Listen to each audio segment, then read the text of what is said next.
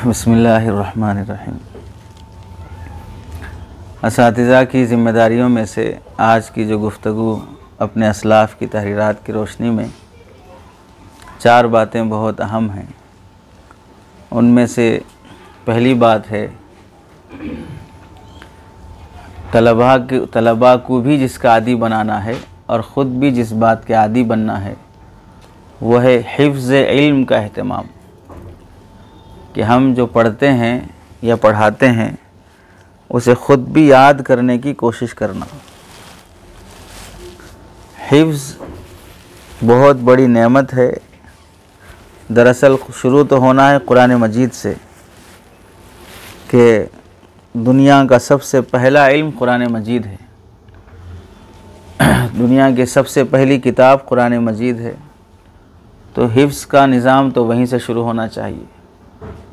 उसके अलावा जो भी इल्म हमारे लिए नाफ़े हो सकता है, नाफ़े में 3 बातें शामिल हैं। एक चीज़ तो है कि वाक़यतन वो इल्म हमें बिज़ात नफ़ा बख्श हो, दूसरा है कि नुक़सान से बचाता हो, तीसरा है कि गैर नाफ़े में 2 बातें आती हैं।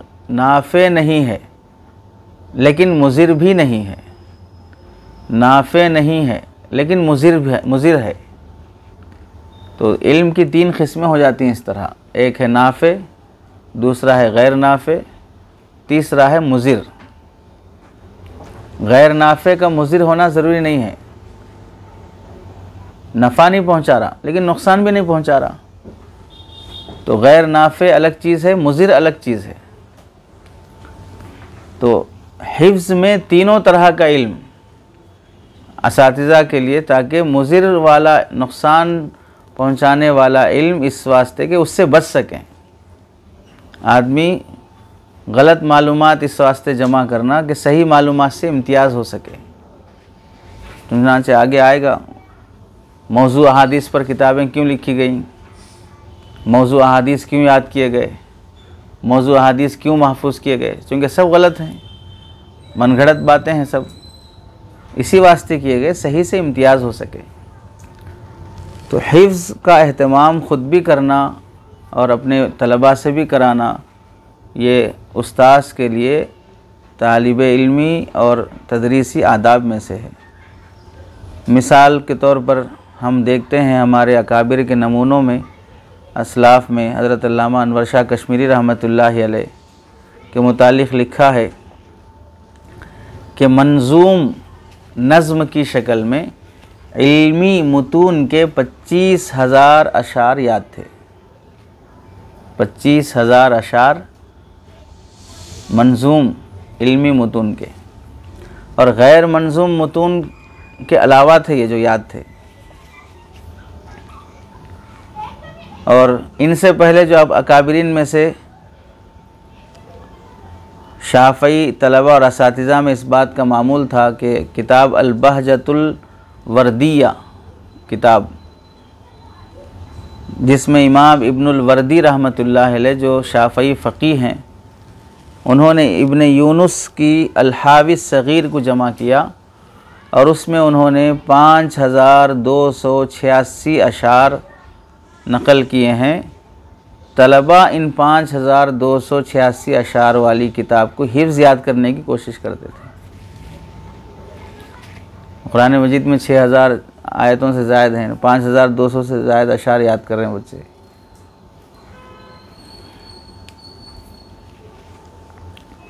लिखते हैं कि न जाने कहाँ से आजकल के तालीम हासिल करने वालों में के दिमागों में बात कैसे घुस गई कि इल्म मुंतकिल करना बस काफ़ी है, हिफ्ज़ करना ज़रूरी नहीं है।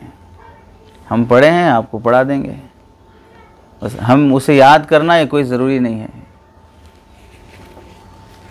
ये जदीद तालीमी नज़रियात के नुक़सानात में से एक नज़रिया है, जिसका नतीजा ये हुआ कि अहले इल्म भी, उनके पास ख़ुद इल्म महफूज नहीं है, मुस्तहज़र नहीं है। उनसे भी जब पूछा जाता है तो नहीं पढ़े थे, याद था, अब याद नहीं है, क्योंकि हिफ्ज़ का उन्होंने ख़ुद एहतमाम नहीं किया है। तीसरा वाक़या इस सिलसिले में इमाम गज़ाली रहमतुल्लाह अलैह का मशहूर है। जब इमाम गज़ाली रहमतुल्लाह अलैह को काफ़िला लूट लिया, उनकी किताबें वग़ैरह, तो परेशान हो गए, वापस चिल्लाने लगे कि मेरे नोट्स हैं मुझे वापस कर दो वरना मैं खाली हो जाऊंगा। किताबें वग़ैरह रखी हुई थी। उस पर चोर भी हंसने लगा। कैसा इल्म है कि जिसे चोरी कर लिया जाता है। हम थैला उठा लें तो आप जाहिल हो जाएं। क्या मतलब हुआ? हम थैला उठा लें आप जाहिल हो जाएं। तो इनके साथ तो अल्लाह की तरफ से हुआ, जिसके बाद अल्लाह उनसे बड़ा काम लेना मकसूद था, वरना तो हम सब के थैले उठे हुए हैं। हाल तो यही है। बस अपने को गज़ाली बोलते हुए भी शर्म आती है। थैले तो सबके उठे हुए हैं। ये चोर को भी ताज्जुब, एक ऐसा इल्म हासिल कर लिया तुमने कि हमने किताबें तुमसे छीन ली और तुम इल्म से खाली हो गए, तुम्हारे पास इल्म नहीं रहा। ये कहकर उन्होंने थैला वापस किया। तो उसके बाद इमाम गज़ाली फरमाते हैं, मैंने कहा यह बात उसने ख़ुद नहीं कही बल्कि उससे कहलवाई गई है। इमाम गज़ाली फरमाते हैं उसने नहीं कही, उससे कहलवाई गई है। अल्लाह ताला ने इससे बात कहलवाई ताकि उसके ज़रिए मेरी रहनुमाई फरमाए। चुनांचे उसके बाद उन नोट्स को याद करने लगे और 3 साल के अंदर वो तमाम नोट्स उन्होंने याद किए। अब हाल यह है कि अगर डाकू मुझ पर हमला करें, मेरे नोट्स छीन लें, तो भी मैं इल्म से खाली न रहूँगा।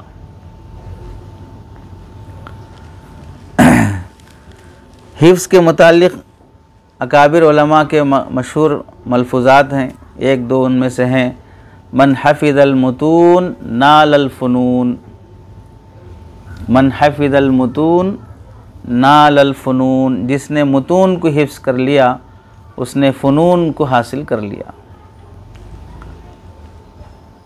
एक मक़ौला है, हिफ्ज़ु हरफ़ैनि खैरुम मिन सिमाई विक़रैनि, हिफ्ज़ु हरफ़ैनि खैरुम मिन सिमाई विक़रैनि, 2 हर्फ याद करना 2 थैले इल्म सुनने से बेहतर है।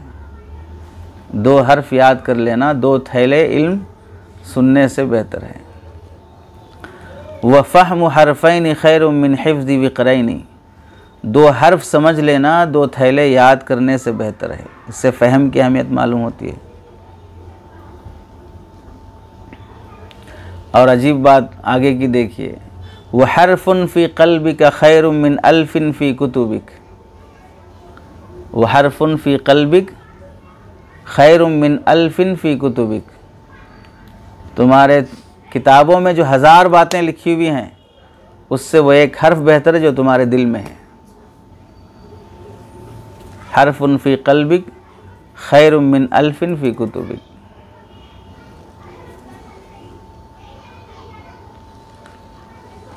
हिफ्ज़ की बहुत अहमियत होती है। इसी वास्ते जो हम सुनते ना कि भाई इमाम मालिक और इमाम अबू हनीफ़ा रहमतुल्लाह अलैह इशा के बाद निकल के खड़े हुए मस्जिद के दरवाज़े पर, मसले पे गुफ्तगू शुरू हुई, फजर हो गई। कैसे होती थी? जाहिर सी बात है वो हिफ्ज़ वैसा था इल्म का कि पूरा जो कुछ भी पढ़ा वो सब याद था, तो इसलिए गुफ्तगू चल रही। अब हमारी मजलिसें अगर शुरू हों तो जाहिर सी बात है आध पौन घंटे के बाद फिर फालतू बातें शुरू हो जाती, क्योंकि हिफ्ज़ तो है नहीं कुछ भी जो बोला जा सके, हवाले दिए जा सकें। तो मजलिसें जो आबाद होती हैं इल्मी, वो महफूज इल्म से आबाद होती हैं। गैर महफूज इल्म से मजलिसें आबाद नहीं होती हैं, इल्मी मजलिसें। चुनांचे लिखते हैं, ला खैर फ़ी इल्मिन ला युअब्बिरुका बिलवादी वला युअम्मिरुका बिकन्नादी, उस इल्म में कोई खैर नहीं है जो तुम्हारे साथ वादी उबूर ना कर सके और ना तुम्हारी मजलिस आबाद कर सके। वला युअम्मिरु बिकन्नादी, तुम उस मजलिस इल्म में मौजूद हो और उससे तुम्हारी इल्मी गुफ्तगू से वो मजलिस आबाद नहीं हो रही, क्योंकि कुछ है ही नहीं तुम्हारे पास बोलने वास्ते। तो महफूज करना बहुत बड़ी चीज़ है। अलबत्ता एक जुमला ये भी है, मा कुतिबा कर्रा व मा हुफिज़ा फर्रा, मा कुतिबा कर्रा व मा हुफिज़ा फर्रा, जो लिख दिया गया वो ठहर गया और जो याद किया गया वो गायब हो गया। इसका मतलब ये है कि हिफ्ज़ के अंदर याद जो किया हुआ होता है उसे मुरूर ज़माना और किब्र सिन्नी की बुनियाद पर निस्यान का ख़तरा लगा रहता है। इसलिए कहा गया कि आदमी इस वक्त याद किया हुआ हमेशा याद होना ज़रूरी नहीं है। बुढ़ापे में भूल का मर्ज़ आ जाता है तो भूलना शुरू हो जाता है। तो इसलिए याद करने के साथ साथ लिखने का भी एहतमाम होना चाहिए। इस निस्बत पे वो कहा गया है। ऐसा नहीं है कि उसे हिफ्ज़ से मना करने के लिए कहा, याद करने की ज़रूरत नहीं, सिर्फ लिखते रहो बस, इसलिए नहीं कहा गया है। याद करने के साथ साथ लिखने का भी एहतमाम रहे। इसलिए मुख्तसर लफ्ज़ों में ये कहा जा सकता है कि याद करना जब कि समझ कर हो इल्म का सुतून है और आलिम के लिए ज़ाद राह है। अलबत्ता इल्म का दवाम और इल्म को सदियों तक उम्मत में बाकी रखने के लिए तदवीन और किताबत ज़रूरी है, उसे लिखना ज़रूरी है। तो आलिम के लिए ज़ाद राह इल्म का हिफ्ज़ है, तोशा, और उसका दाइमी फ़ायदा उम्मत को पहुँचना हो तो उसके लिए किताबत ज़रूरी है। चुनांचे देखें, अपने काबिरीन में से एक मिसाल याद करने की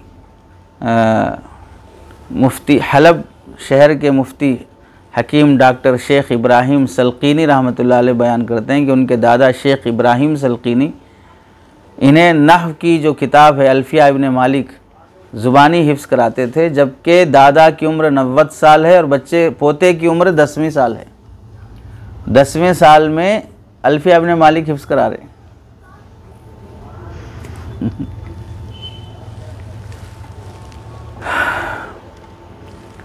उस ज़माने के उलमा और मुफ्तियान हल्ब का एक फ़क़ीह थे शेख अहमद कुर्दी।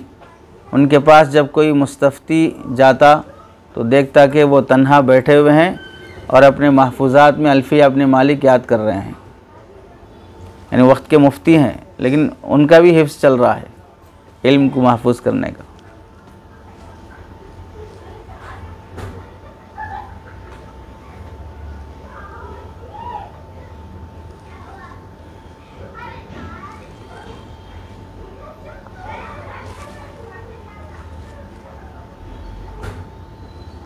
हासिल ये कि हिफ्ज़ की तरफ तवज्जो होना चाहिए। दूसरी जो बात है आज की आदाब में से हम सब के लिए, उस्ताद का तलबा को अल अहम फ़ल अहम के एतबार से इल्म देना। पहले यह अहम है, उसके बाद दूसरे दर्जे में ये है। तीसरी जो बात है, साल बसाल एक के बाद दूसरा इल्म तदरीज के लिहाज से सिखाना। तीसरी जो बात है, हर इल्म में बड़े मसाइल से पहले छोटे मसाइल बताना। ये तीन बातें हैं। गोया कि पहली बात को छोड़ा जाए तो तीन बातें मज़ीद जो हमें समझना चाहिए। पहली बात जो तदरीज है, ये अल्लाह के नबी अलैहिस्सलाम की सुन्नत, अल्लाह की और अल्लाह के नबी की सुन्नत है। अल्लाह ने बंदों को अहकामात देने में तदरीज का लिहाज रखा है। कोई हुक्म ऐसा नहीं है जो एक बार में पूरे तमाम मालहू माले के साथ नाजिल हुआ। नमाज है, न रोज़ा है, न ज़कात है, न हज है। कोई इल्म अपने तमाम अहकामात के साथ बैक वक्त नाजिल नहीं हुआ। कोई हुक्म इन तशरीई अहकाम में भी अल्लाह ने मराहिल का लिहाज रखा है, मदारिज का लिहाज रखा है। हदीस में मशहूर है कि अल्लाह के नबी अलैहिस्सलाम हज़रत मुआज़ रज़ी अल्लाह तआला अन्हु को यमन भेजा, तो उस मौके पर आपने हज़रत मुआज़ रज़ी अल्लाह तआला अन्हु को नसीहत करते हुए फरमाई थी कि उन्हें सबसे पहले इस बात की दावत देना कि वो गवाही दें कि अल्लाह के सिवा कोई माबूद नहीं, मैं अल्लाह का रसूल हूँ। अगर वो मान लें तो अब ये दर्जा हो गया एक। फिर आगे उन्हें दूसरा दर्जा बताया कि दिन रात में अल्लाह ने नमाज़ें फ़र्ज़ की हैं, ये दूसरा दर्जा हो गया। फिर तीसरा दर्जा दिया, अगर वो मान लें तो फिर उनसे ज़कात फ़र्ज़ है, तो ख़ुज़ू मिन अग़नियाहिम व तुरद्दु इला फ़ुक़राइहिम। तो तदरीज की बरकत से तालिब इल्म चंद दिनों में अल्लाह के फ़ज़ल व करम से और उसकी अपने इखलास और मेहनत की बरकत से एक बड़ा ज़ख़ीरा इल्म का उसके पास जमा हो जाता है। चुनांचे शेख हलबी मिस्री इब्न नुहास इसको एक शेर में कहते हैं, अल-यौम शैउन व गदन मिसलुहु, आज एक चीज़ कल उसी की तरह, मिन नुख़बिल इल्मि अल्लती तुल्तक़तु, इल्म के उन मुंतखब मोतियों में से जिनको चुना जाता है, आज एक मोती मिला है, कल इसी के मिसले और एक मोती मिल जाएगा।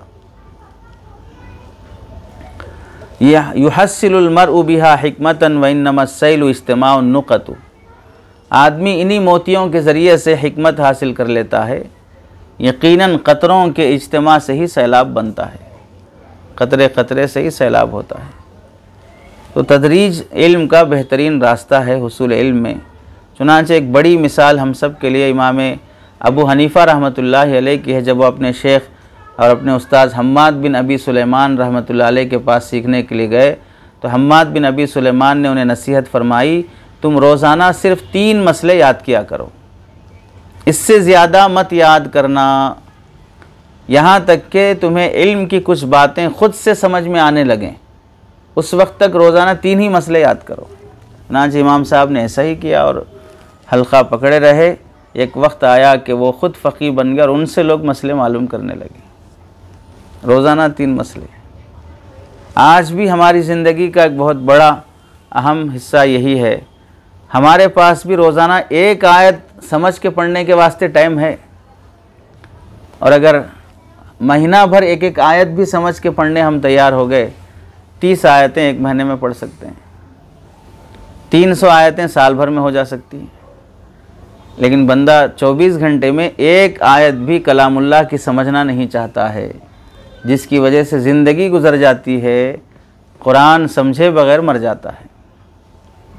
अपने घर वालों को लेके बैठ सकते हैं हम लोग, एक आयत हम अपनी फैमिली के साथ बैठ के आज कुरान की समझ लेंगे, मुख्तसर तफासिर समझ सकते हैं।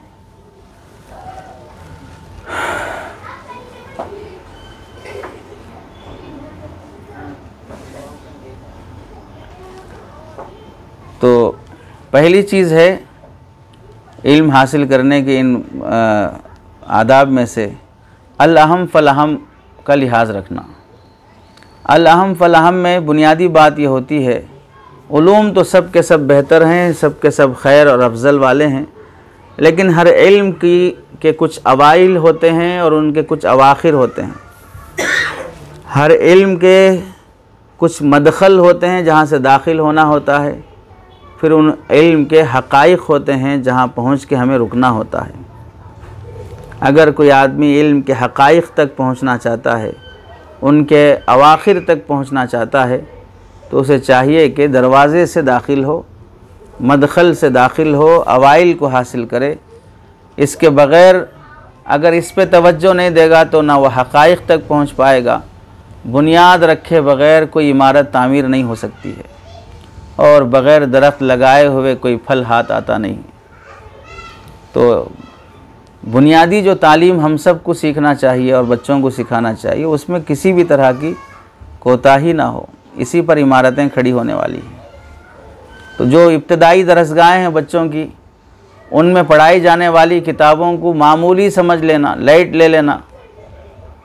असल तो बड़ी बड़ी किताबें पढ़ना है, ये क्या है?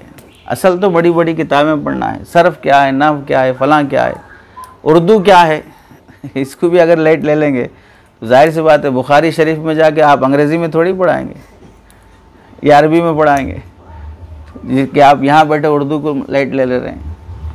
ये इब्तदाई है, तामीर इसी पे बनने वाली है। सुनांचे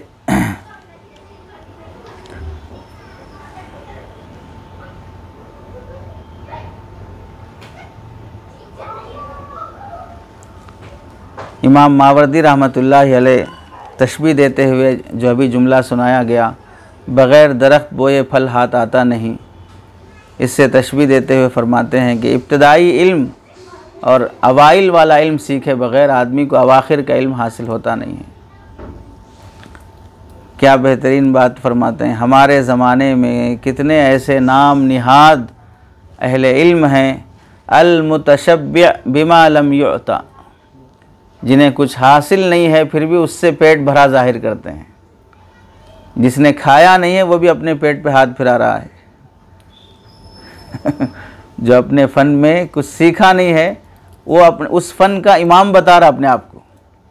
ये लोग ऐसे ही हैं जो बग़ैर सीढ़ी के छत पे चढ़ गए हैं। और पकने से पहले मुनक्का बन गए हैं। खाली हाथ और खाली जेब खुद को मालदार समझ बैठे हैं। और वजह यह है कि इन्होंने इल्म सीखा है लेकिन तरबियत नहीं पाई है। और अजीब बात, ऐसे लोग जिन्हें इल्म की बुनियादी मालूमात भी हासिल नहीं है, फ़न के बुनियादी मालूमात भी हासिल नहीं हैं, वो सिर्फ़ इतना भी कर लेते तो बहुत बड़ी जुर्रत थी कि वो खाली पेट हैं फिर भी पेट भरे की तरह डकार दे रहे हैं। इतना भी कर रहे हैं तो भी गलत है।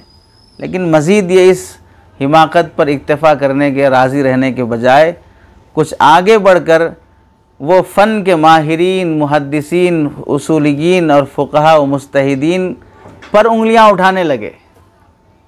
कौन? जिन्हें उस फ़न का बुनियाद का भी पता नहीं है। अपने अइम्मा मुज्तहिदीन पर हकम बन बैठे, उनके बारे में फ़ैसले करने लगे और ये कहने लगे कि फ़लाँ इमाम ने बात सही नहीं कही है, फ़लाँ इमाम ने बात गलत कही है। अच्छा, इससे आगे बढ़कर और एक ख़तरनाक मरहला इन लोगों का ये है कि इनकी किताबों पर ये तहक़ीक़ी काम करने लगे मुक़द्दमे लिखने लगे और फिर ख़ुद मुअल्लिफ़ किताब के ही अक़ायद का दिरासा देने लगे कि यहाँ इन्होंने ये गलत किया, यहाँ इन्होंने गलत किया है। जिनका हाल ये है कि वो उनकी ही किताबों के दस्तरखान पर से दाने चुनने वाले हैं और उनके खाने पर फ़ैसला कर रहे हैं, उनकी ग़िज़ा पर फ़ैसला कर रहे हैं। ये ऐसे लोग हैं जिन्होंने हुसूल इल्म का, जिन्हें ख़ुद अपने हुसूल इल्म का कुछ अता पता नहीं है। ये लोग ऐसे ही हो गए जैसे बग़ैर दरख्त बोए फल हासिल करने की कोशिश कर रहे हैं। जिन अइम्मा और उसूलियीन, फ़ुक़हा व मुज्तहिदीन के बारे में ये गुफ्तगू करते हैं, वो इनसे इल्म के 100वें दर्जे पर हैं और ये पहले दर्जे पर भी नहीं हैं, लेकिन उन पर हकम बने बैठे हैं। क्या बात कह रहे हैं शेख अव्वामा? काश कोई शाही तलवार होती जो इल्म की हिफाजत करती कोई शाही तलवार होती जिसके ज़रिए इल्म दीन के इहाते की हिफाजत होती, कि तुम्हें इस फ़न में मुँह डालने की का हक़ नहीं है। तो इसलिए चाहिए कि हुसूल इल्म में आगाज़ और इब्तदा का लिहाज रखें। बुनियाद पहले क्या बताना चाहिए, क्या हमें पढ़ना चाहिए, कौन से मोती पहले जमा करने चाहिए। हज़रत इब्न अब्बास रज़ी अल्लाह तआला अन्हु फरमाते हैं, उलूम तो बेशुमार हैं लेकिन हर शय में से अच्छी चीज़ ले लिया करो। उलूम तो बेशुमार हैं लेकिन हर चीज़ में से अच्छी चीज़ का इंतखाब करना सीखो। तो सबसे पहले कौन से उलूम सीखने चाहिए हमें भी और बच्चों को भी? पहला इल्म है उलूम अरबिया, यानी इल्म नहव, इल्म सर्फ़, इल्म लुग़त, इल्म बलागत, मानी, बयान, बदी वग़ैरह, ये उलूम अरबिया हैं। दूसरा है अपने मसलक के फ़िक़ह का इल्म, जिसको बतदरीज हासिल करना चाहिए। पहले मुतून और मुख्तसर पढ़ें, उसके बाद उसमें मजबूती आने के बाद, बुनियाद पढ़ने के बाद उसके तवील किताबें फ़िक़ह की पढ़ें। चुनांचे उलूम अरबिया में हर आलिम को, हर उस्ताद को महारत, यानी नहव, सर्फ़ वग़ैरह में महारत होना चाहिए। चुनांचे ख़तीब बगदादी रहमतुल्लाह अलैह अपनी किताब में लिखते हैं, हम्माद बिन अबी सलमा का इरशाद नक़ल करते हुए कि किसी शख्स से उन्होंने कहा था कि अगर तुम मेरी हदीस जो मुझसे पढ़े हो उसमें एराबी गलती करोगे तो भी तुम मुझ पर झूठ गढ़ने वाले होगे। मैंने जो हदीस तुम्हें जैसी पढ़ाई है उस पढ़ने में एराब की भी गलती करोगे तो तुम मुझ पर झूठ बोलने वाले होगे। तो गोया इनका ये जुमला उनके शागिर्द इमाम अस्मई रहमतुल्लाह अलैह के इस कौल की तायीद है कि इमाम अस्मई फरमाते हैं, मन कज़ब अलैया मुतअम्मिदन फल्यतबव्वा मक़अदहु मिनन नार में हदीस को गलत पढ़ना भी दाखिल है। हदीस को, तो जाहिर सी बात है हदीस का एराब गलत पढ़ना भी जब दाखिल होगा तो उसका ताल्लुक़ नहव सर्फ़ से है कि वो सही आना चाहिए था आपको। तो इसका मतलब ये है दरअसल नहव सर्फ़ वग़ैरह हर उस्ताद को अच्छी तरह आना ज़ुबान सही आने की अलामत है। उर्दू में कौन सा लफ्ज़ कैसा बोलना चाहिए, तो अरबी में कौन सा लफ्ज़ कैसा बोलना चाहिए, तो ज़ुबान सही आना सीखने के लिए ज़रूरी है कि हम उलूम अरबिया में महारत हासिल करें। सुफियान सौरी रहमतुल्लाह अलैह फरमाया करते थे, कभी कभी हदीस पढ़ने वाला मेरे सामने हदीस पढ़ता है और उसके पढ़ने में एराब की गलती होती है तो मुझसे ना खाना खाया जाता है ना नींद आती है। किस पर? एराब की गलती पर। तो इससे नहव सर्फ की अहमियत मालूम होती है। अरबी ज़ुबान में महारत के लिए बुनियादी नहव सर्फ की महारत ज़रूरी है।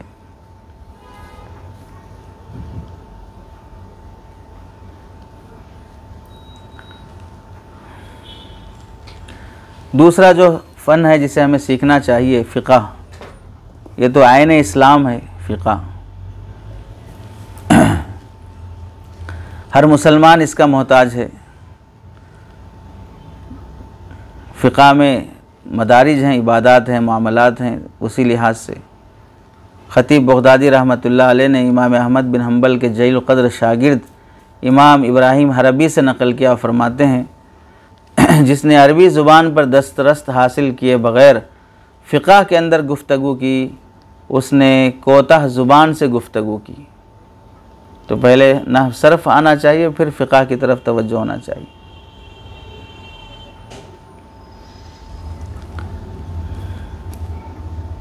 इल्म फ़िक़्ह की अहमियत के सिलसिले में अल्लामा इब्न जौज़ी रहमतुल्लाह अलैह फरमाते हैं, मादा यजिबु अन यदरुस तालिबुल इल्मी, इस उन्वान के तहत में कि हर इल्म की अहम चीज़ों को हासिल करने में लगने से तालिब इल्म को चाहिए कि हर इल्म की अहम चीज़ों को हासिल करने में लग जाए और ज़्यादातर फ़िक़्ह के अंदर ही मशगूल रहे, क्योंकि वह सबसे अहम और सबसे अजीम इल्म है। अल्लामा इब्न जौज़ी फरमाते हैं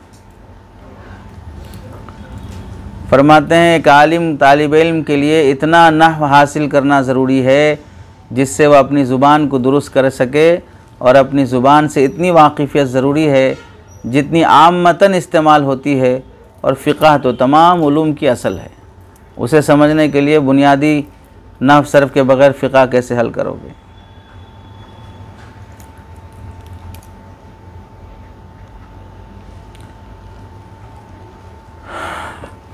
चुनांचे मौजूदा मदारिस में उलूम को सिखाने में तदरीज का लिहाज रखा जाता है, अहम फ़लहम का लिहाज रखा जाता है।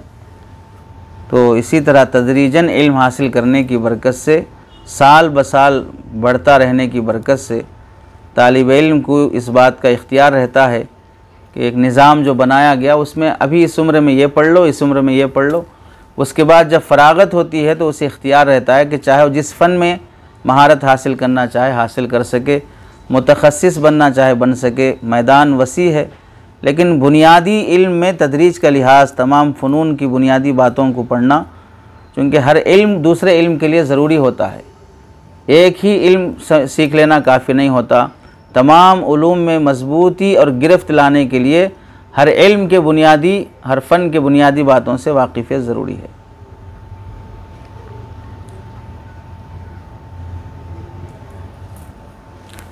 दूसरी जो बात है हमें आज की गुफ्तगू में जो समझना है, साल ब साल एक के बाद दूसरा इल्म पढ़ना। क़ाज़ी इब्नुल मालिकी रहमतुल्लाह अलैह फरमाते हैं, उक़ूल माक़ूलात के अंदर अगरचे मालूमात को कबूल करने और हक़ाइक़ का इम्तियाज़ करने की इस्तिदात पैदा होती है माक़ूलियात से, लेकिन वह तमाम उलूम का बिल्कुलिया इहाता नहीं कर सकते। आगे क्या बात लिखते हैं देखिए, आदमी के लिए तमाम उलूम का इहाता मुमकिन नहीं। तवील उम्रें भी इसकी गुंजाइश नहीं रखती, चे जाए कि हमारी ये छोटी उम्रें। हाँ, ये मुमकिन है कि उलूम से इजमाली तौर पर वाक़िफ़ियत हासिल कर ली जाए और उनके बुनियादी मसाइल पर निगाह डाल ली जाए, बाकी तफसीलात छोड़ दी जाएं। हर इल्म में हर हंडी में मेरी मुंडी नहीं जा सकती। मुंडी का साइज़ अलग, हंडी का साइज़ अलग रहता, मुंडी का साइज़ अलग रहता। हर जगह घुसाने गए तो कहाँ रहता। बुनियादी चीज़ें हासिल हो जाना बस काफ़ी है। चुनांचे इब्नुल मालिकी रहमतुल्लाह अलैह ने कितनी अहम बात लिखी, देखिए हमें इसे अपने कापी पर नोट करने के साथ दिलो दिमाग पर भी नक्श कर लेना चाहिए। अगर कोई शख्स तमाम उलूम हासिल करने का इरादा करे तो उसके घर वालों को उसका ज़हनी इलाज कराना चाहिए। ये ख़्याल उसके जहन में इसीलिए आया कि उसके दिमाग में कुछ खलल है, जुनून लाहिक है, तभी ये ख़्याल उसके दिमाग में आया है। क्योंकि तमाम उलूम हासिल नहीं किए जा सकते हैं, बतदरीज ही हर फ़न की बुनियाद मालूम हो सकती है और एक फ़न में महारत हासिल की जा सकती है। चुनांचे इमाम ज़ोहरी फरमाते हैं, आदमी जब इल्म हासिल करना शुरू करता है तो उसका दिल घाटियों में से घाटी होता है, यानी छोटा और तंग होता है, और जल्द ही एक वादी बन जाता है जिससे और भी चीज़ें उसे याद होना शुरू हो जाती हैं। यानी कहना यह है कि शुरू में उलूम को याद करने, महफूज करने में थोड़ा दुश्वारी होती है, लेकिन जब आदत पड़ जाती है तो दीगर उलूम भी याद होना आसान हो जाते हैं। चुनांचे शेख अहमद अस्करी रहमतुल्लाह अलैह फरमाते हैं कि उलमा कहा करते थे, और बर्तनों का हाल तो यह है कि जब उसमें कुछ डालो तो वह तंग हो जाता है, उसमें गुंजाइश कम होती चली जाती है, लेकिन दिल एक ऐसा बर्तन है, इसमें जितना भी डालोगे कुशादा ही होता चला जाएगा। तो तदरीजन हासिल करते रहने से और भी चीज़ें हासिल होती जाएंगी। इमाम ज़ोहरी रहमतुल्लाह अलैह अपने शागिर्द यूनुस बिन यजीद रहमतुल्लाह अलैह को वसीयत करते हैं, यूनुस इल्म के सामने बड़ाई मत दिखाओ, यूनुस इल्म के सामने बड़ाई मत दिखाओ। इल्म की बेशुमार वादियाँ हैं, तुम किसी एक वादी में भी जाओगे तुम्हारा सफ़र ख़त्म हो जाएगा, तुम वादी उबूर नहीं कर पाओगे। तो इसलिए इल्म को इत्मीनान से थोड़ा थोड़ा हासिल करो, एकदम से सबको हासिल करने की कोशिश मत करो, क्योंकि जो शख्स सारा इल्म एक बार की हासिल करने की कोशिश करता है उससे सारा इल्म एक बार की चला जाता है। इसलिए थोड़ा थोड़ा करके एक बाद दीगर हासिल करो। तीसरी जो आखिरी जो बात समझने की है, बड़े मसाइल से पहले छोटे मसाइल हल करना तदरीजी पहलू का एक हिस्सा होता है कि हर इल्म के छोटे छोटे मसाइल, मोटी मोटी बातें होती हैं, फिर उसके बाद उस इल्म की बारीक और दकीक बातें होती हैं। हमारे असलाफ़ का मामला यही था कि तलबा के साथ ऐसा रवैया होता जैसे एक मुशफ़िक़ माँ का अपने नौज़ाइदा बच्चे के साथ होता है। तलबा के साथ असातिज़ा का रवैया ऐसा होता जो एक मुशफ़िक़ माँ का रवैया अपने नौज़ाइदा बच्चे के साथ होता है, जो हर वक्त इस फ़िक्र में रहती है बच्चा परवान कैसे चढ़ेगा, नशोनुमा कैसे होगी, हरकत और सकनात को बतदरीज वो आगे कैसे बढ़ाएगा। इसी तरह उस्ताद के अंदर भी ये फ़िक्र हो कि बतदरीज कैसे आगे बढ़ेगा। बच्चे को चंद रोज़ दूध पिलाया जाता है, 1 साल 1.5 साल के बाद फिर उसके लिए मुनासिब ग़िज़ा तजवीज़ की जाती है। ऐसे ही तालीम में भी मुब्तदी तालिब इल्म को ऐसे मसाइल जो मुख्तलफ़ी हैं, दलाइल वाले हैं, बड़े बड़े उलूम और फ़नून वाले हैं, वो नहीं देने चाहिए जो तलबा के काबू से बाहर हैं। चुनांचे इमाम बुखारी रहमतुल्लाह अलैह ने अपनी सही के बुखारी के शुरू में किताबुल इल्म के 10वें बाब में लिखा है, बाज़ हज़रात रब्बानीयीन कूनु वलाकिन कूनु रब्बानीयीन, आलिम रब्बानी की ये तशरीह की है कि जो बड़े मसाइल से पहले छोटे मसाइल बताकर बच्चों की तरबियत करते हैं।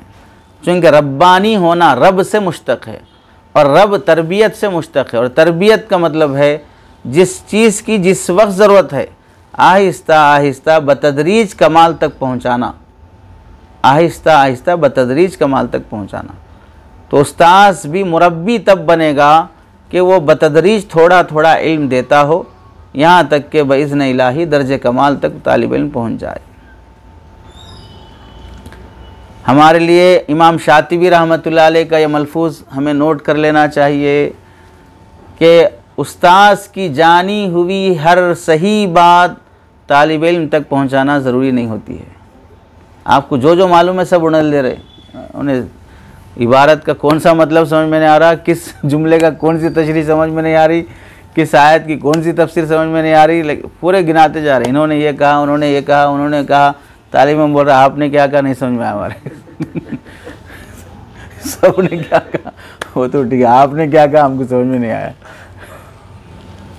तो मुब्तदी तालिब इल्म के सामने वो बातें जिक्र ना की जाएं जो मुंतही तालिब इल्म के लिए होती हैं। आगे लिखते हैं कि रब्बानी, हकीम, रासिख फिल इल्म, आलिम, फ़क़ीह और आकिल जैसे नामों से जिसे याद किया जाता है, ये सब वो लोग हैं जो बड़े मसाइल से पहले छोटे मसाइल हल किया करते थे। इसी वजह से हम समझ सकते हैं फ़ुक़हा ने फ़िक़ह की किताबें लिखने में भी दर्जा लिखा है। हम रस्मुल मुफ्ती में हमसे पढ़े हैं, पहले मुतून, फिर शुरूहात, फिर फतावा, इस तरह की तदरीज रखी गई है। तो मुतून में मुख्तसर इबारतें रहती हैं, मुख्तसर जुमले रहते हैं। तो पहले ज़माने में मुतून लिखने का रिवाज इसीलिए था कि बच्चे मुख्तसर जुमले, मुख्तसर रिसाले ये हिफ्ज़ कर लें, इस वास्ते लिखे जाते थे। क्योंकि बच्चे इब्तदाई दौर में हैं तो उनको बुनियादी मसले, मोटे अहम मसले मालूम हो जाए और वो अज़बर कर लें। वहाँ दलाइल से बहस नहीं होती, इख्तलाफात से बहस नहीं होती, तशरीहात और जुज़ियात का इहाता नहीं होता, क्योंकि मुतून दरअसल छोटे बच्चों के लिए होते हैं। शुरू और फतावा वो बड़ी उम्र वालों के लिए होते हैं।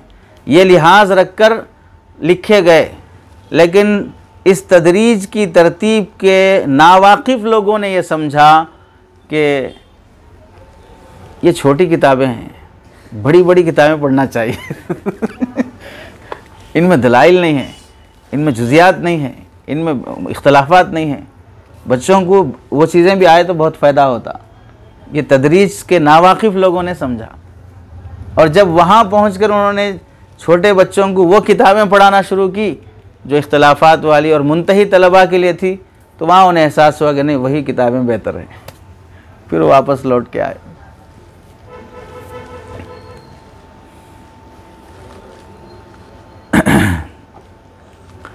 तदरीजी तालीम का फ़ायदा ये होता है कि उस्ताद में भी और तालिब इल्म में भी इल्म की गहराई और बसीरत पैदा होती है।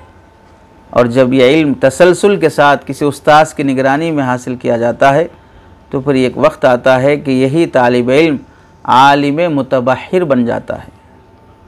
यही तालिब इल्म आलिम मुतबहिर बन जाता है। फिर उसके बाद उसे अल्लाह शोहरत भी देते हैं और कबूलियत भी देते हैं।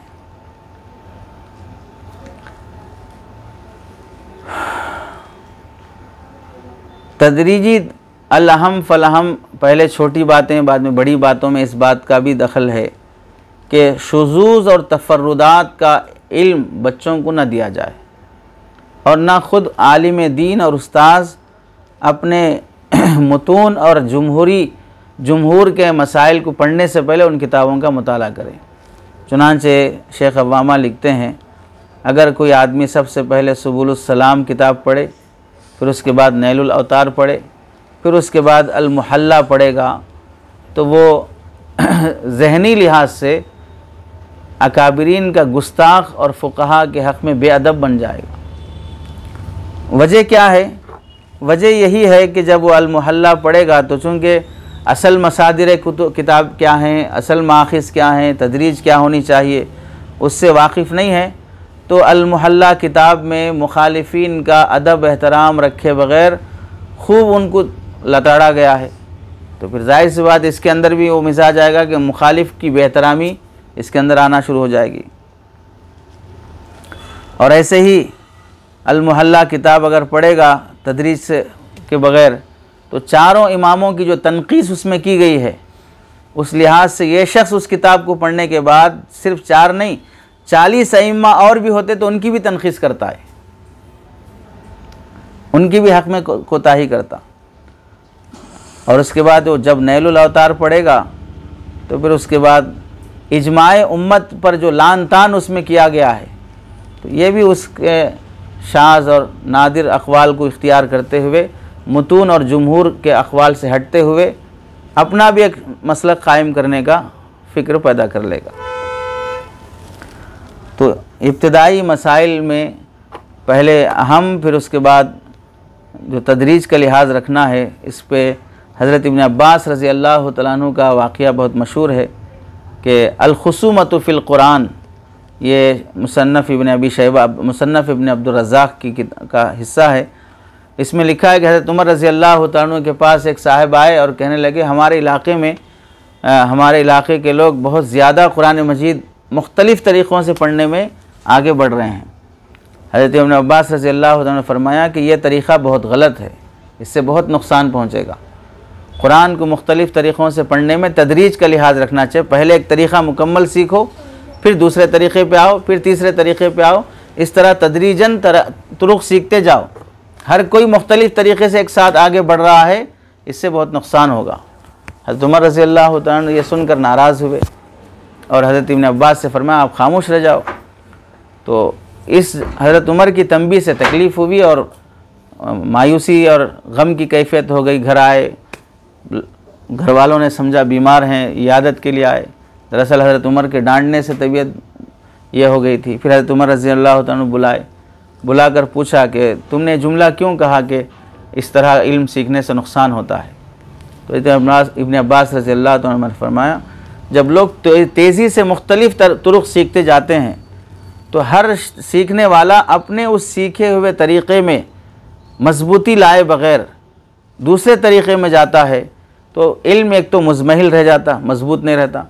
दूसरा, मुख्तलिफ़ तुरुक़ बैक वक्त राइज रहेंगे तो हर तरीक़ वाला अपने ही तरीक़ को सही समझेगा, दूसरे को गलत समझेगा। इन सब को पहले एक तरीक़ सिखाया जाए, उससे फ़ारिग़ हों तो फिर दूसरे तरीक़ पे लाएँ, उससे फ़ारिग़ हों फिर तीसरे तरीक़ पे लाएँ। इस तरह हर तरीक़ सब के पास हो तो सबको तमाम तुरुक़ का एहतराम रहेगा, वरना इख्तलाफ होगा और ये इख्तलाफ एक दिन क़त्ल व क़िताल तक पहुँचेगा। हज़रत उमर रज़ी अल्लाह तआला ने फरमाया कि तुमने मेरे दिल की बात कही है। मैं भी यही सोच रहा था कि मुख्तलिफ़ तुरुक़ बैक वक्त सीखना नहीं चाहिए, इससे हर तरीक़ वाला अपने तरीक़ को सही समझता है। तो इससे तदरीज का इल्म हुआ कि जो भी सीखना है तदरीज का लिहाज होना चाहिए, अलहम फ़लहम के लिहाज से। कितनी बेहतरीन बात शेख अब्दुल करीम रिफ़ाई फरमाते हैं कि बड़ों की ग़िज़ाएँ छोटों के लिए ज़हर साबित हुई हैं। बड़ों की ग़िज़ाएँ छोटों के लिए ज़हर साबित हुई, यानी पहले जितने भी उलूम हैं वो सब ग़िज़ा हैं, वो सब सीख के गए और दे के गए हैं, लेकिन उसको लेने की जो तरीक़े हैं उन तरीक़ों में तदरीज और तरतीब ना होने से वही इल्म इनके लिए ज़हर बन जा रहा है। सीखना चाहिए, लेकिन सीखने में दर्जा बंदी का लिहाज तुमने नहीं रखा। इंतहा में दिया जाने वाला इल्म इब्तिदा में दिया जा रहा है तो वो जहर बन जा रहा है।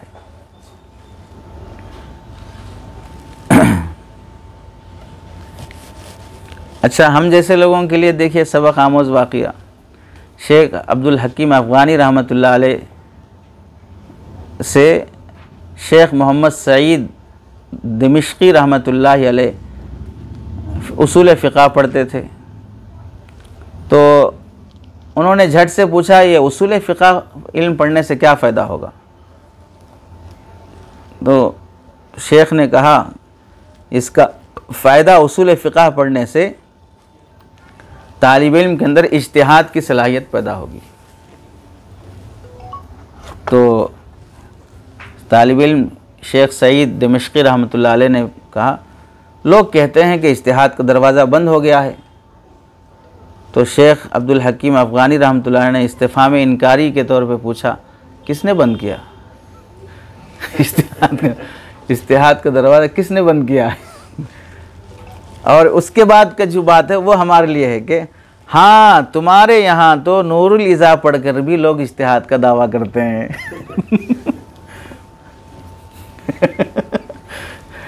ये हमारे लिए, तुम्हारे यहाँ तो नूरुल इज़ा पढ़कर भी लोग इज्तिहाद का दावा करते हैं। सच्ची बात है, ये अपने ज़माने की बात कर रहे हैं, यानी सन 1300 की बात है ये। अब तो हम 1450 में आ गए हैं, 150 साल पहले की बात है।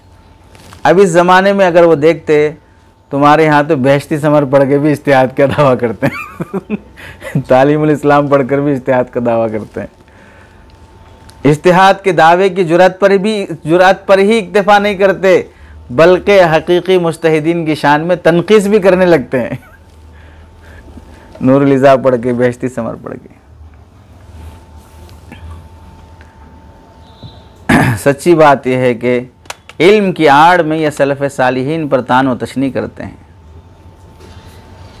आखिरी जो चीज़ है, तदरीजी लिहाज का, तदरीजी तरतीब का लिहाज रखने में हर लफ्ज़ की पूरी तहक़ीक़ उस्ताद को करना चाहिए।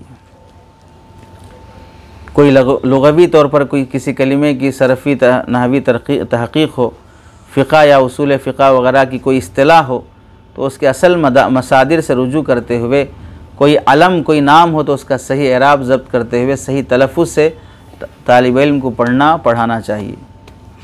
और दूसरी जो अहम बात है, तदरीज में किसी मसले में बेतवज्जुही नहीं बरतना चाहिए। ये बहुत अहम चीज़ है। देखिए, हमारे लिए किसी मसले को जो तालिब इल्म को पढ़ाया जाने के लिए है और उसको किताब का हिस्सा बना है, हरगिज़ ये ना कहे कि ये तो ऐसे ही है, हल्के, ये तो ऐसे ही है, ये सानवी दर्जे का मसला है, इसकी ज़रूरत कभी पेश नहीं आती, इसके बारे में तुम्हें कोई मसला नहीं पूछता, ये नादिरुल वक़ू मसाइल में से है।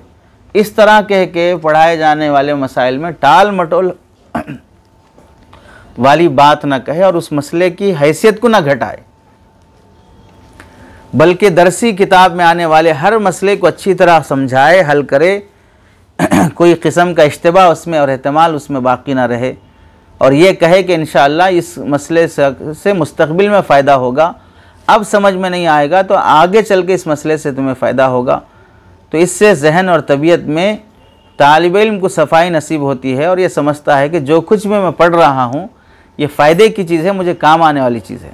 लेकिन जब उस्ताद ही कह देता है ये मसले तुम्हारे काम आने वाले नहीं हैं, ये तुम्हारे फ़ायदा नहीं होता, ये कौन भी नहीं पूछते अभी ज़माने में, ऐसा बोल देने से तालिब इल्म समझता है जो मेरे को हौला बना रहे, फिर बिठा के यहाँ पर उसका इम्तिहान ले रहे, उसका एराब पूछ रहे, उसकी तशरीह पूछ रहे। अरे जिसका कुछ पेश आने वाला ही नहीं उसका एराब कहीं पूछ रहे मेरे, उसकी तशरीह कहीं पूछ रहे मेरे। चुनांचे इमाम शाफ़ी रहमतुल्लाह अलैह नसीहत करते हुए फरमाते हैं, मन ताल, शाफ़ी को तो लिखना चाहिए, मन तअल्लम इल्मन फलयुदक़्क़िक़ फ़ीही लिअल्ला यज़िअ दक़ीक़ुल इल्मी, कि जब कोई शख्स इल्म हासिल करे तो उसमें खूब दक़ीक़ और बारीक बीनी से काम ले, ताकि उससे इल्म के दक़ीक़ और पेचीदा मसाइल ज़ाय ना हो जाएं। सीख रहे हो तो खूब गहराई से सीखो, जब तुम्हारा मिजाज गहराई वाला हो जाएगा तो तुमसे कोई गहरा और इल्मी मसला ज़ाय नहीं होगा। वरना सरसरी वाल इल्म रखने वाले जैसे ही गहरी और इल्मी गुफ्तगू शुरू होती है ऊँग आना शुरू हो जाती, बेजार होना शुरू हो जाते, और बड़ी बड़ी बातें भाई सही नहीं समझ में आते हमारे को। तो 8 साल तो तुमने वैसे भी लगाए थे, सही लगा लेते, इल्मी गुफ्तगू से उकताहट ना होती। चुनांचे इमाम अहमद बिन हम्बल रहमतुल्लाह अलैह का सबक आमोज़ वाक़या लिखते हैं कि एक मरतबा यहया इब्न मईन रहमतुल्लाह अलैह को देखा कि वो सनआ के अंदर एक कोने में बैठकर एक हदीस जो इस सनद से मामर अन अबान अन अनस, मामर अन अबान अन अनस, इस सनद से आई हुई हदीसों का एक किताबचा था, उस किताबचे को बैठ के याद कर रहे हैं। और जैसे ही किसी के आने की आहट महसूस होती फ़ौरन वो किताबचा तकिए के नीचे छुपा देते। इमाम अहमद बिन हम्बल ने देखा कि यहया इब्न मईन ऐसा कर रहे हैं, तो पूछा भाई तुमको जब मालूम है ये जो तुम याद कर रहे हो मामर अन अबान अनस, ये सनद जो है मौजू हदीस की है, मनगढ़ंत हदीसों की है, और ये सहीफ़ा पूरा उसी मनगढ़ंत हदीसों पे मुरत्तब है, कई को याद कर रहे फिर ये। इमाम अहमद बिन हम्बल ने यहया इब्न मईन रहमतुल्लाह अलैह से पूछा, तो यहया इब्न मईन ने फरमाया अल्लाह आप पर रहम करे, मैं इसको इसलिए याद कर रहा हूँ कि मुझे मौजू अहादीस का इल्म हो जाए, मैं सही हदीस से इम्तियाज़ कर सकूँ, और फिर जब कोई मेरे सामने ये सनद गड़बड़ करके नकल करना चाहे, मामर अन अबान को हटाकर अन साबित अन अनस लाए, तो मैं फ़ौरन कहूँगा कि मामर अन अबान अन अनस है और ये सनद मौजू दर्जे की रिवायत वाली है, मैं फ़ौरन उसको तंबी कर सकता हूँ, इसलिए मैं याद कर रहा हूँ। तो इससे बताना ये है कि मुहद्दिसीन और फ़ुक़हा ने मौजू अहादीस की सनदें भी याद की ताकि सही से मुमताज़ हो सके, और हम दरसगाह में बैठ के बोलते ये मसला उतना अहम नहीं है, ये मसला पेश आने वाला नहीं है, इसके बारे में कोई आपसे नहीं पूछेगा, मुतमईन रहो।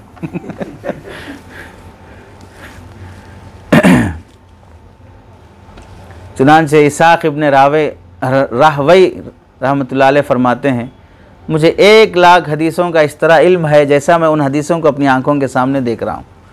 उनमें 70,000 हदीसें तो जो सही दर्जे की हैं और 4,000 हदीसें उनमें से मौजू दर्जे की हैं। पूछा कि भाई मौजू हदीस याद करने का क्या फ़ायदा? तो उन्होंने फरमाया, जब सही अहादीस के दरमियान कोई मौजू हदीस आ जाती है तो मैं उसको फ़ौरन पकड़ लेता हूँ और छांट कर अलग कर देता हूँ। तो मालूम हुआ कि तालिब इल्म के लिए हर जुज़िये पर तवज्जो देनी चाहिए कि क्या पता कहीं अचानक कोई नागहानी बात पेश आ जाए और जुज़िये उसके उस जुज़िये की ज़रूरत पड़ जाए। जैसे आज के ज़माने में मिसाल के तौर पर फ़ुक़हा में लिखा हुआ है कि अगर कहीं किसी की लाश पाई गई और नहीं मालूम हो सका कि वो मर्द की है या औरत कि वो मुसलमान की है या गैर मुस्लिम की है, तो उसे कब्रिस्तान में दफनाया जाए या गैरों के हवाले किया जाए। तो जाहिर सी बात है, हम बोलते हैं भाई आज कहाँ पेश आए, कौन मरेगा ऐसा, ऐसा कहाँ लाश मिलेगी, और उस लाश की जगह आप कहाँ पर होंगे, आप कहीं को वहाँ पर रहे उस लाश की जगह पर। तो जाहिर से क्यों नहीं पेश आ सकता भाई, बिल्कुल हो सकता है। तदरीज में इस बात का भी लिहाज रखना चाहिए, किताबें जमा करने में भी तलबा को तदरीज की तरफ तवज्जो दिलाई जाए। मुख्तलिफ़ अफ़कार और उलूम पर मुश्तमिल कुतुब खाने तैयार करने में भी उस्ताद को भी चाहिए कि तदरीज का लिहाज रखे, और उसमें तालिब इल्म को भी चाहिए कि कुतुब खानों का वक्तन फ़वक्तन छानबीन करते रहे और इब्तदाई सालों में सिर्फ़ दरसी किताबें ही ख़रीदने की तरफ तवज्जो दिलाए। गैर दरसी किताब ख़रीदना हो तो उस्ताद के मशवरे से ख़रीदे। अपनी राय से किताब ख़रीदना तालिब इल्म के लिए नुकसानदेह हो सकता है, चूँकि वो मसादिर और बड़ी दर्जे की किताबों तक नहीं पहुँच पाता, इन्हीं को इल्म समझ लेता है। तदरीज से इल्म सीखने में यह भी दाखिल है कि ज़राए इबलाग से बचने की तरगीब दे, इस वास्ते के ज़राए इबलाग में तदरीज का लिहाज नहीं होता है। कौन यूट्यूब में दर्जा बंदी के साथ वीडियो अपलोड कर रहा है, पहले ये मालूम होना चाहिए, उसके बाद ये मालूम होना चाहिए, इसके बाद जैसे हम पढ़ाए जाने में पहले आसान नहव पढ़ाओ, फिर उसके बाद हिदायतुन नहव पढ़ाओ, फिर काफ़िया पढ़ाओ, फिर फ़लाँ पढ़ाओ। तो वीडियोस अपलोड करने में कौन तदरीज का लिहाज रख रहा है? तो जब ज़राए इबलाग का इस्तेमाल करेंगे तो नफ़े से ज़्यादा नुकसान होगा। वही बात होगी कि अकाबिर की ग़िज़ा असागिर के लिए जहर साबित हो रही है। तो हर वीडियो इस बच्चे के लिए देखने का नहीं होता है। तो इस तरह नुकसान, मसाइब और ख़तरात ज़्यादा बढ़ जाते हैं। तो तालिब इल्म को मीडिया, सोशल मीडिया और ज़राए इबलाग से इल्म सीखने से बचाना चाहिए।